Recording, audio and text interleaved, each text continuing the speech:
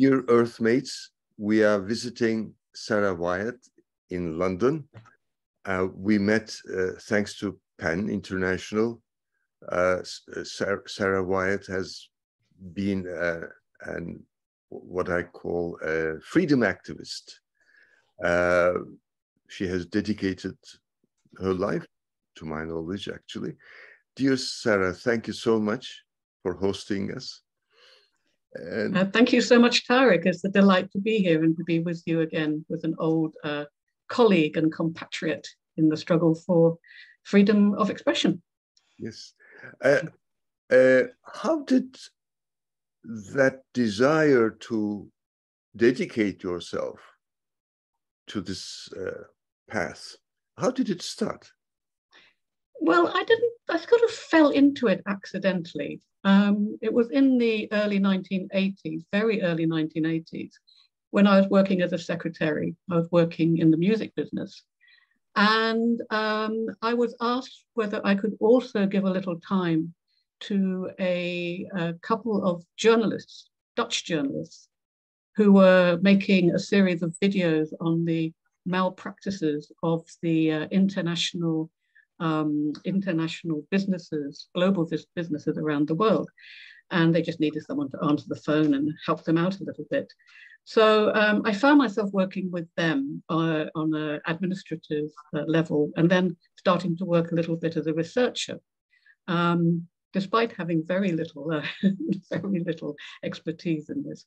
But the kind of topic they were covering were a revelation to me. There were the ways that the multinationals were misbehaving in countries like the Philippines, in countries like Nigeria, Chile. We also did a series on the treatment of the Roma in Europe, so quite a wide range. So that was how I became exposed to human rights in general.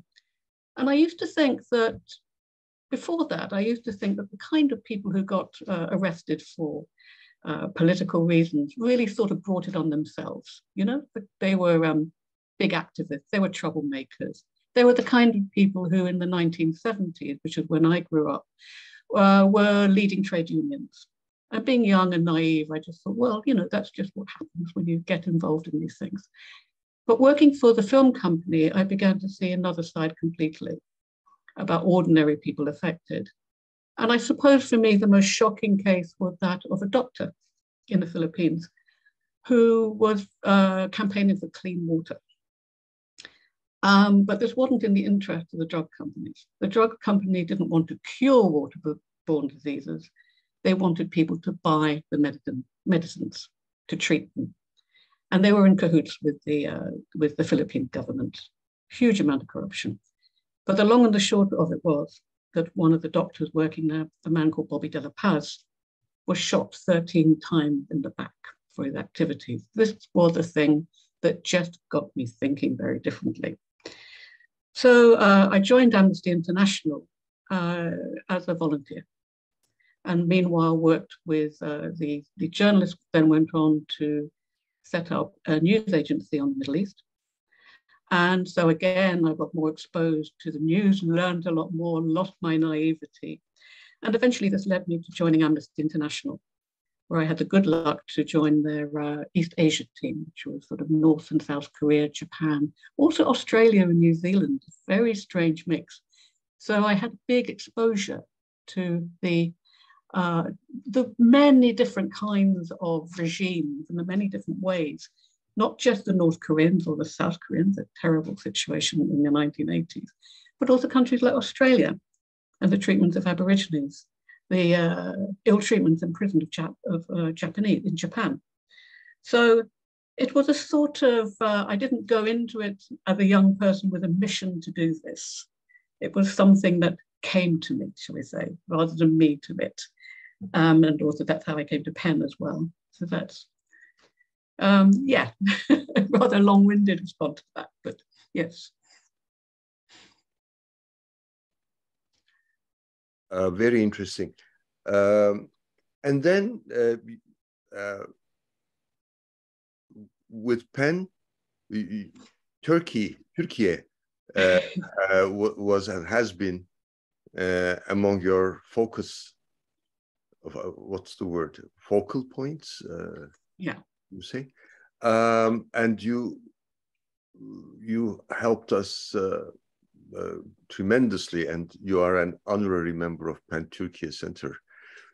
And we're honored to have you as our honorary member. And how did that go? I mean, what are some of the impressions, or what would you like to express? Yes, I joined PEN in 1990, December 1990 was it? And at the time, there were, believe it or not, just two of us in the office dealing with all the free expression attacks on writers around the world. And between us, we literally divided the country. We divided it between the Middle East and Africa, Americas, and Europe. Now, I do speak French, but I'm not fluent in French and Spanish. So I took Europe because there we have many languages as well. And at that time, as now indeed, Turkey was one of the countries that had the highest numbers of writers and journalists in prison. And even as you will remember, in the mid-1990s, we were even seeing writers being shot on the streets in Turkey. So that was a very, very high concern for PEN. But what was also interesting is that there were so many writers in Turkey willing to stand up despite that danger. So Turkish PEN Turkey and other members in the region were willing to stand up and to confront these attacks on freedom of expression. So it was a very lively sort of place to be. So you're right, I came to know many of the Turkish and Kurdish and other Armenian writers and journalists. And I was as much, and I'm really pleased for you to say that I was helpful, but I was as much inspired by them, by the PEN Turkey members, by the people that I met, and inspired by their creativity and their courage and humor as well. It wasn't working, and it's not just in Turkey, but working for PEN has been, yes, challenging, at times depressing, but also completely inspiring, not just the individuals who have stood up to oppression, but also the fact that I could, from my little tiny office in London, energize and get people from around the world to stand up and protest, and in a very creative way as well. So it's been a two-way thing for me, actually. It's been as much enriching, or maybe more enriching to me, shall we say. And I'm really glad to hear that I've been able to help back, shall we say. And after a while, you stepped outside PEN, and but kept on working in the field of freedom of expression and human rights. How has that period been so far? Yeah, I left PEN after 23 years, only because I think 23 years is far too long for a person to be in one job. And I also wanted to see what else was out there. And again, as I said earlier, that working on human rights came to me rather than me to it. I found that people began approaching me to say, I have a project, I hear you talking about this issue of artistic freedom, which is an extension of what I've been doing at PEN. At PEN, as you know, we work for writers, also work for journalists, anyone dealing with the written word. When I was at PEN, I was often approached by artists. By that, I mean performing artists, visual artists, who were in trouble, but had no organization to go to. There were one or two, but there aren't that many. So I was already talking about this issue. How can we do something similar that PEN does for artists? There are other organizations such as one called Free Muse, which is based in Copenhagen, which started off being a kind of pen for musicians and has now extended to artists as well. So I was surprised to find how under-researched, how little was being done in this field, and how little is understood about what artistic freedom is, and how it affects artists and cultural workers. A bit different. I mean, I can talk about this for a long time. Quite different in some ways from working with writers. There are some similarities, but there are also some interesting differences. So I was approached by, I think, a whole number, but I have since started working for UNESCO, for instance, on its program of artistic freedom. I'm currently working with the Council of Europe on doing something similar, where you have a body like the Council of Europe, hugely bureaucratic, quite difficult to work with, has to work with consensus with 54 states, but who really recognize that culture and arts is one of the key areas, key ways of communicating across and ultimately alleviating conflict. Okay, we have a difficult situation now, but the Council of Europe, UNESCO, the UN, all mechanisms and machinery that I've worked with over the years all came out or finessed their work after the Second World War, and indeed the First World War, but specifically the Second World War. And I'm seeing that the role of artists, the role of writers, the role of communicators, in whatever way that they do, remains and is increasingly important. So, and I've just been blessed, I think, by having been a person who was out there talking about this topic. And particularly in the past couple of years, particularly with COVID, and now, of course, what's happening in Ukraine, there is a recognition of how important art is, when sometimes one feels that people see art as something silly, something that you do just to please yourself, and something you shouldn't even be paid for. You know, so those are the areas that I'm working on. And again, really lucky that I'm being given the opportunity to take what I learned from Penn, what I learned from people like yourself, like the people who were imprisoned and struggled for freedom of expression, taking it to what I've learned to the arts and cultural world as well. Excuse me.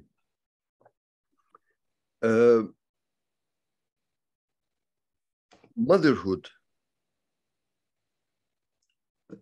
What was that? Motherhood. Yes. Ooh. Yes. Does that have an influence on this? Yeah. I am a mother. Indeed, I am the mother of one now 30-year-old daughter. Oh. Yes, I think it does make you realize and appreciate the world that you're living in and the interconnectedness of every part of that world. And you become much less, or for me, I became much less, shall we say, self-centered, and found myself learning more about my local community. I always felt I'd worked abroad. Even though I lived in London, I worked abroad. When I became a mother, I learned a lot more about my own community and how important it is that you also take care of yourself, but you also take care of the community around you, because it's that way that you raise children and you support your community, which in turn makes it strong enough to support those from outside. So I think that's what motherhood has done. And I'm very pleased to see that my daughter, even though she is working in the field of arts and culture, really is also doing work supporting people with mental health issues in the cultural field. So it's one thing to be working abroad all the time, working with about other issues outside. Now, in the UK, for the time being, we don't suffer the kind of problems that you have done in Turkey or in Russia or in Burma or in all of the countries. So we tend to maybe not look at ourselves enough. And it doesn't take very much to go and look just like 2 miles from where I live is an area of great poverty and struggle. And I think that the work of the people who deal with our local community very much face to face with the issues are as brave, or more brave, shall I say, than some of us who are working at a distance a little bit, you know. So yes, being a mother has sort of really highlighted that for me. I should have known it earlier, but there we go.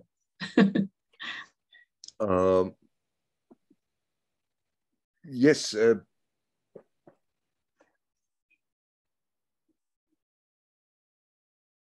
I mean, Mother Nature's recipe is important, and there are things only when you live you can understand. Yes.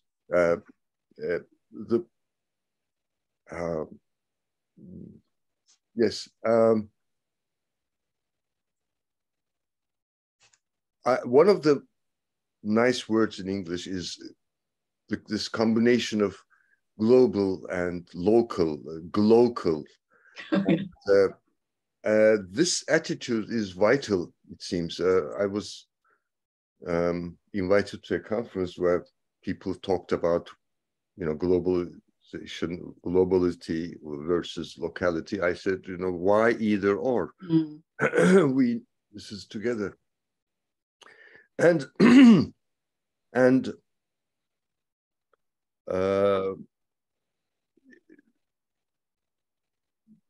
bad guys get together easily and attack and destroy easily, and we try to protect, defend, protect, and overcome those negative influences. It's not easy, but the more we improve our synergy, the better, of course. And I think that's why wonderful organizations, local, international, should cooperate more. For example, let's say Greenpeace with PEN, or etc. I mean, because life is a complex totality in a way, and we need to build bridges between organizations.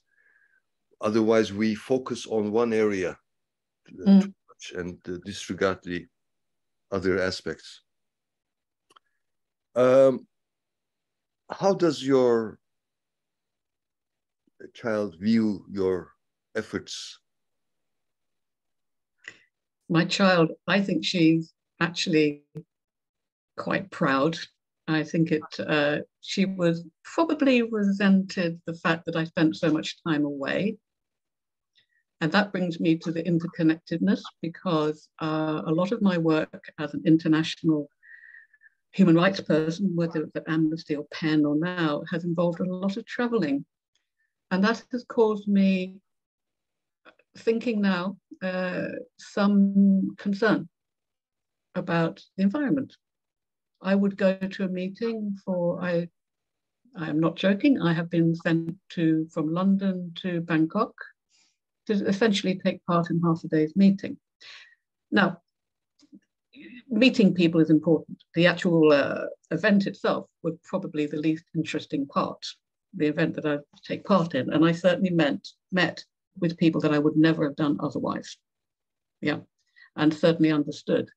But you're right, there is an interconnectivity. I am now rethinking how I can continue to meet and talk with people face to face over a cup of coffee or whatever, which is really, really important. Yet also bearing in mind that the, I suppose, carbon footprint, for want of a better word. It's easy enough when you're traveling in Europe. I have been able to say, I'll take a train instead. And nowadays we have laptops, so you can continue to work as though you were in the office. But you're quite right.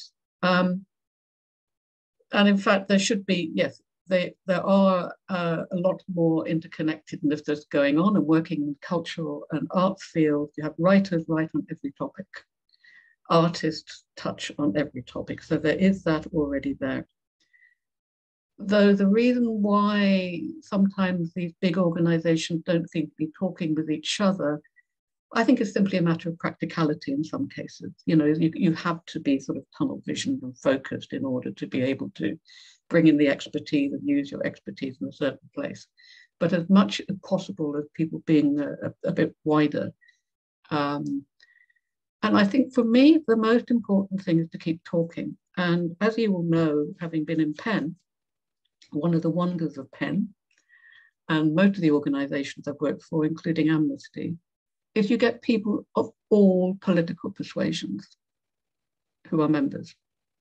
Because even though they may be of the left or the right, they might be of various, religions or none, all points of the globe, all points of experience. It's like a kind of Venn diagram. The one thing that they all agree on, there should be freedom of expression. There might be an argument as to where those definitions lie, where they stop, but it's those very arguments that make organizations like PEN, that PEN enables. Let's not call them arguments, let's call them discussions. You will recall some very uncomfortable discussions with people on different sides. For me, it's not the statements that were made by PEN International in the big arenas. It was those rooms where we sat down sometimes in a formal workshop sort of way, or sometimes just literally over over a glass of wine in the evenings. And so it's continuing talking and continuing to be open, not drawing down barriers, even though it's sometimes, and I have met and had, shall we say, civilized conversations with people who I would say, as you mentioned earlier, bad people. Those conversations need to be kept open. Okay, there must be a line somewhere. There may be someone out there that I will not speak to. But ultimately, as much as possible, we should just try and keep communications, human communications going. It is difficult doing it at a distance. The calls that we're having now, a Zoom call, is excellent. But you and I know that actually having a full day, being together, you reach into topics and issues which can't happen otherwise. But thank God for Zoom. What would we have done without it in the last 2-3 years? And yeah, sometimes I'm contradicting myself. Yes, I am contradicting myself, because when we're looking at the global issues and not having 20 airplanes full of writers all turning up from all points of the globe. So complicated times, huh? Very, very complicated times. Indeed. And yeah. Intercultural communication is one of the key areas. There are nice books, etc. And in practice, of course, we experience that.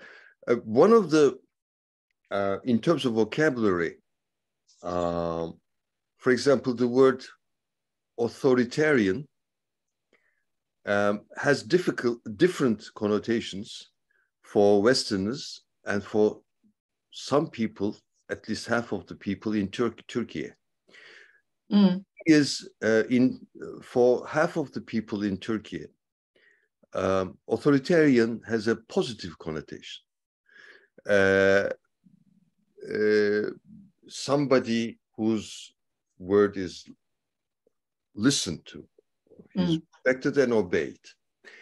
And therefore, when our Western colleagues use it as a word of criticism, it is not understood that way in Turkey. So I often mention this point and suggest the word despotic or more concrete, maybe less politically correct, but then at least,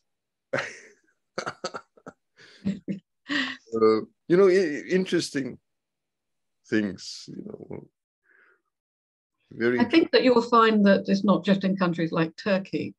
It's also even, I imagine, in the UK, where you will get people who would want a government which is more restrictive and forceful in the way that they would like it to be, like fewer refugees, enforcing boundaries, enforcing certain kinds of behavior. Like almost every word, authoritarian can have different meanings, depending on where you are. And you're right, it can be shorthand. I think in Turkey, we have the wonderful one, terrorism. Terrorism can simply be getting up and saying, I oppose the human rights abuses against Kurdish people. Yeah. And then suddenly we know that it becomes terrorism. It's the same in the UK. The interpretation of terrorism, the interpretation, what is insult to one person is just legitimate comment to another. So yes, one has to be quite careful with these words. We use them as shorthand. Yeah. I wouldn't want to call all authoritarianism despotic, but there's certain ones which certainly are. Yeah. And if you talk about conversations, one had to use language quite carefully. So not to immediately walk into a room and completely isolate the person or isolate yourself from the person you want to talk to. So it means like a lot of kind of explaining, instead of marching into a room saying you're authoritarian, whatever, you despotic. Yes, you're right. Why are you there? Sometimes the question is more like, have you thought of, why are you doing this? Have you thought of looking at another way? But I've had some interesting conversations with people from governments like in Iran, even North Korea, where I think we had a fairly civilized conversation. Nobody walked out. Mm-hmm. How much would listen to, I don't know. I suspect a lot of it could have also been just playing the diplomatic game. But if something got through, then I'm happy. Wonderful, wonderful. What would you recommend to young Earthmates? Earthmates, I like that. At the moment, I'm seeing a lot of despair and helplessness around us, even in my own country, and maybe especially at the moment in my own country, a feeling that we can do nothing, a lack of faith in politicians, a lack of faith in authority, and deep alarm and concern because of the endless news. And I'm talking from a UK perspective with endless news about global warming, quite right, it should certainly be there, top of the news, the Ukraine war, all kinds of things every day that we look at the media. And I fear that people will become, or young people will become, despondent and feel that there's nothing that can be done. But we've always lived under these kind of circumstances. And actually, the vast majority of people that I've met everywhere are good people and people who will want to do something if they can. The most important thing is to look, as we were saying earlier, at your own locality first. What can you do there? And it can be something just really little, really small, helping a neighbor or something like that. Because it all helps to strengthen your own community, and then after that be able to look out for others and go and reach out. Get together, collaborate, work together, find like-minded people, and do good, but also have fun when you're doing good. Yeah? We'll remember when we're at Penn conferences, we're talking about some of the most terrible things. Yeah? But we're also laughing. Yeah? Because that is our humanity. It's our way of understanding each other. It's our way of giving each other support and strength to then move on and to be able to go and deal with the more difficult things in life. Yeah. So I think that's what I have to say. Yes. Wonderful, wonderful. Yes, a survival kit needs humor included. Well, thank you so much, dear Sara. And is there anything else you would like to add or before we put a comma? Yes, I mean, again, it's just a repeat of what I've just said. In these moments, don't despair. Just look around you and find other likely souls and give each other support and sustenance. And nothing is too small either. Don't feel that you have to resolve this crisis in Ukraine. No one of us will do that individually. And look more closely at how you can help each other. Yes. Wonderful. Thank you so much. We are together. This is how I enjoy finishing an interview or a meeting, whatever. We're together. But I'm okay. We are together. Thank you so much. We are definitely together, the two of us, and it's wonderful. How many years has it been? A long time. Long time. My math is not good enough. There's a lot of experience between us that we can share with others as well. Yes. And that others can share with us still, I'm sure. I know. Yes. Okay. Take care. Thank you, Tarık. And you too. Bye-bye. Thank you very much. Bye-bye.